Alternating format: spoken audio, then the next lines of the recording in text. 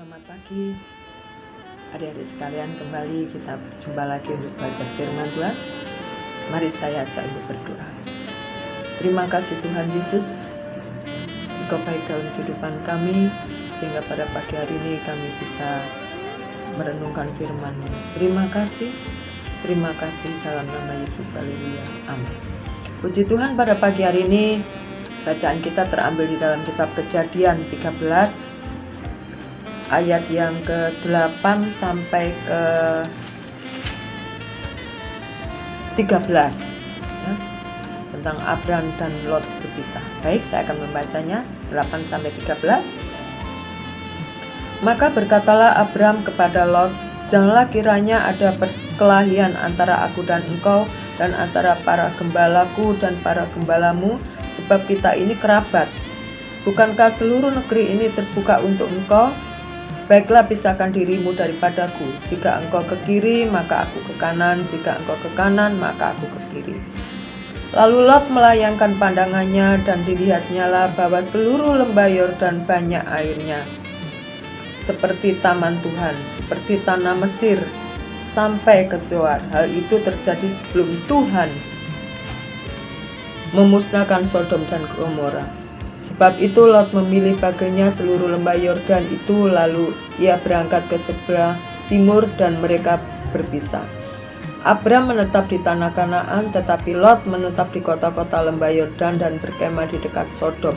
Adapun orang Sodom sangat jahat dan berdosa terhadap Tuhan. Puji Tuhan. Kita semua tahu bagaimana Abram ini sangat mengasihi Lot, keponakannya ya, sehingga mereka selalu bersama-sama hingga akhirnya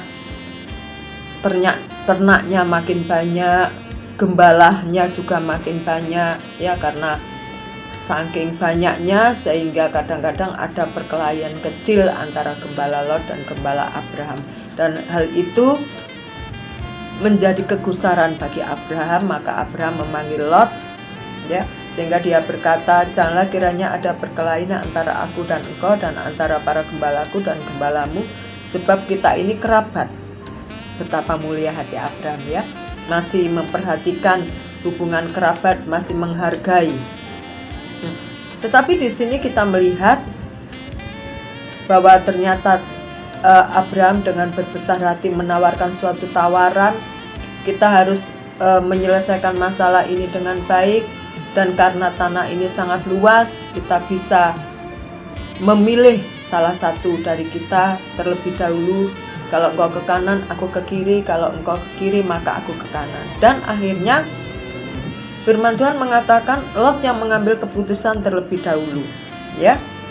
Lalu dicari, dilihat, dipantau daerah mana yang bagus ya, yang sangat subur tanahnya.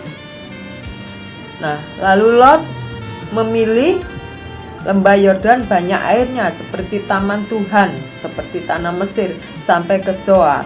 Nah, dia memilih yang baik. Tidak ada orang memilih yang tidak baik. Semua orang pasti milih yang baik. Nah, setelah yang baik dia pilih, dia tetapkan ya, pilihan pertama pasti yang terbaik biasanya. Lalu selanjutnya ganti Abraham ya, yang baik sudah diambil, tinggal ya, mau nggak mau Abram yang ini ya. Nah, tetapi Tuhan adalah Tuhan yang hidup, Tuhan yang baik ya. Tuhan berfirman kepada Abram, pandanglah sekelilingmu dan lihatlah dari tempat engkau berdiri itu ke timur dan barat, utara dan selatan, sebab seluruh negeri yang kau lihat itu akan kuberikan kepada. Nah, ya. Ternyata pilihan terakhir itu bukan tidak baik, bukan tidak enak, ternyata asik. Ya. Teman-teman yang dikasihi oleh Tuhan, dari sepenggal cerita kisah tentang Abram dan Lot itu, apa sih yang dapat kita petik? Apa sih yang dapat manfaatnya dalam hidup kita? Seharusnya kita banyak belajar bagaimana sikap kita menghormati orang tua, mendahulukan orang tua terlebih dahulu, sopan santun ya. rasa hormat kita kepada orang tua, seharusnya Abraham dulu yang memilih. Tapi ini terbalik, yang memilih adalah Lot dulu. Betapa Abraham itu jiwanya sangat luar biasa ya.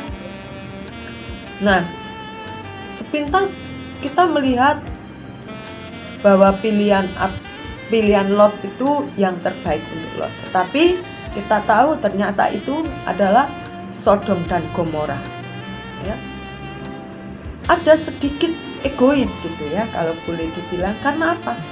Karena setelah dilihat semua subur, airnya mengalir dengan baik, nah ini untuk aku, bukan untuk kamu. Yang enak, yang baik, yang asik untuk aku.